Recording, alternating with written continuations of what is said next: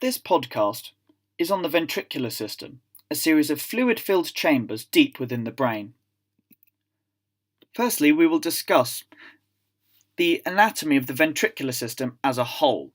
We will briefly outline its function, and then move on to the histology of its walls. We will discuss its embryological development, and then we will discuss the anatomy of each ventricle in more detail. We will finish by discussing the circulation of cerebrospinal fluid and how this can be interrupted in hydrocephalus. The ventricular system is comprised of 4 fluid-filled chambers deep within the brain. These are the 2 lateral ventricles within the cerebral hemispheres, a midline third ventricle between the thalami, and a midline fourth ventricle within the hindbrain. The ventricles are all in free communication with one another. They are continuous caudally with the central canal of the spinal cord, and they are also in communication with the subarachnoid space via the fourth ventricle. The function of the ventricular system is to produce and circulate cerebrospinal fluid. Cerebrospinal fluid is a colourless fluid that provides micronutrients, proteins and hormones for neurons and glia of the central nervous system. It also has a role in homeostasis, balancing electrolytes and removing of waste products.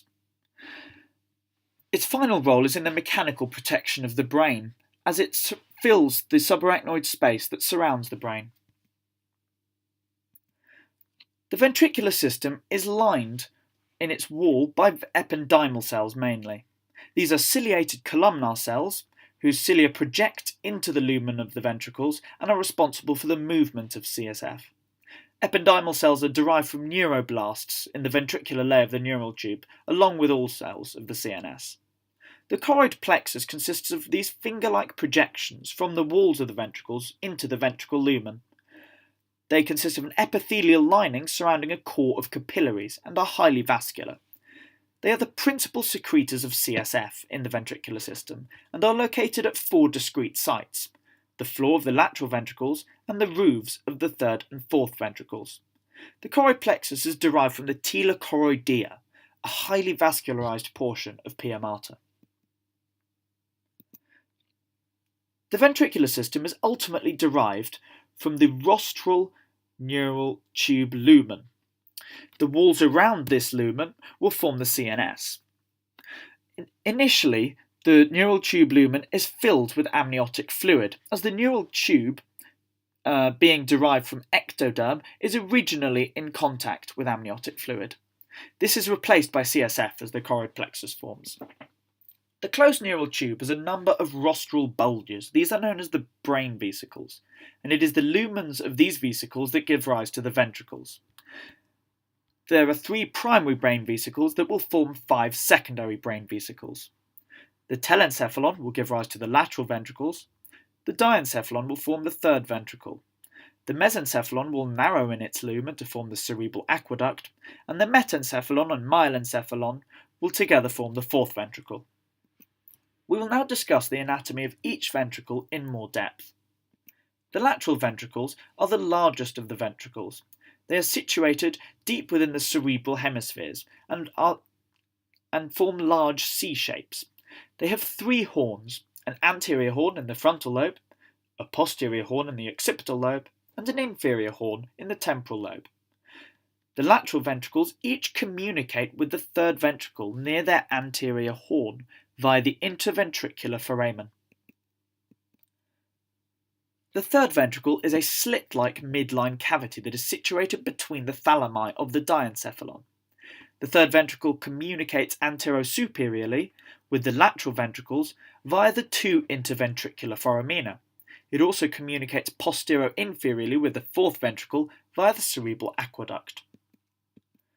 The fourth ventricle is located in the hindbrain, behind the pons and the superior portion of the medulla oblongata.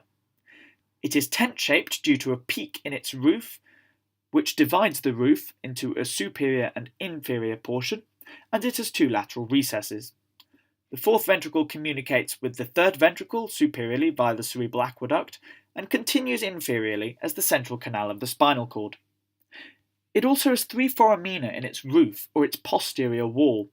These are the single median aperture and the two lateral apertures, and it is through these apertures that it communicates with the subarachnoid space. CSF is produced primarily by the choroid plexus. It flows through the ventricular system via the three communications and enters the subarachnoid space from the fourth ventricle.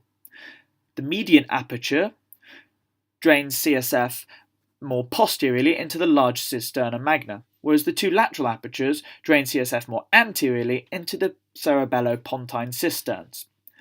From the subarachnoid space, CSF is reabsorbed into circulation via arachnoid villi. These are invaginations of the arachnoid mater that line the subarachnoid space, and they project into the dural venous sinuses. As such, CSF travels from the subarachnoid space through these villi into the dural venous sinuses. Hydrocephalus is the term given to an accumulation of CSF in the brain due to an imbalance in its production and reabsorption. It causes the ventricles to expand, as can be seen here, which has a mass effect on the surrounding brain parenchyma and can cause raised intracranial pressure. In neonates, hydrocephalus can cause developmental problems. Principally, it can cause defective neurological development due to the pressure of the expanded ventricles on the surrounding brain parenchyma and the increased volume that they occupy, and it can also cause an expanded skull volume. The skull of the newborn is an incredibly flexible structure and grows as the brain beneath it grows. In hydrocephalus, swelling of the ventricles can cause swelling of the brain. This increased volume of the brain can translate to an increased skull volume. Obstructive hydrocephalus refers to hydrocephalus due to a blockage in the CSF flow pathway. It can occur anywhere along the ventricular system, but the cerebral aqueduct is the most vulnerable portion due to its narrow nature. Hydrocephalus can be caused by congenital causes or, more commonly, acquired causes. Acquired causes include tumours, particularly of the midbrain, which can compress the cerebral aqueduct, also abscesses due to infection, and intraventricular clots due to intracranial hemorrhage. Perhaps the most common congenital cause of hydrocephalus are neural tube defects. In spina bifida cystica, neural tissue of the spinal cord is tethered to the vertebral column. As the vertebral column grows, it pulls down the spinal cord, which can result in cerebellar tonsillar herniation and obstruct the flow of CSF. Hydrocephalus is mainly managed via a ventriculoperitoneal shunt. This is a surgical procedure where a silicon tube is inserted into the lateral ventricle and distally into the peritoneal space, providing an alternative drainage pathway for CSF from the ventricles into the peritoneal space. If a ventricular peritoneal shunt is contraindicated or not possible for any reason, there are a number of alternatives that are also shunts. Complications of the ventricular peritoneal shunt are mainly infection and obstruction. Infection is particularly worrisome as the ventricles are a part of the CNS. The CNS is typically a site that is very sterile, and infection of this can have severe consequences, such as meningitis. Obstruction is usually caused due to growth of the telochoroidea and the brain parenchyma around the ventricular catheter of the tube, and is usually due to incorrect tube placement. In summary, we have discussed the structure of the ventricular system as a whole and the structure of each individual ventricle. We have summarised the function of the ventricular system to be producing and circulating CSF, and have briefly discussed the histology of its walls, principally being lined by ependymal cells, but also as vascular projections, known as the choroid plexus. Ultimately, the ventricular system is derived from the lumen of the rostral neural tube. Circulation of the CSF within the ventricular system and subarachnoid space was discussed in detail, and how this can be interrupted in hydrocephalus was also explored. The management of hydrocephalus was then discussed. This is the end of the presentation. Thank you for watching.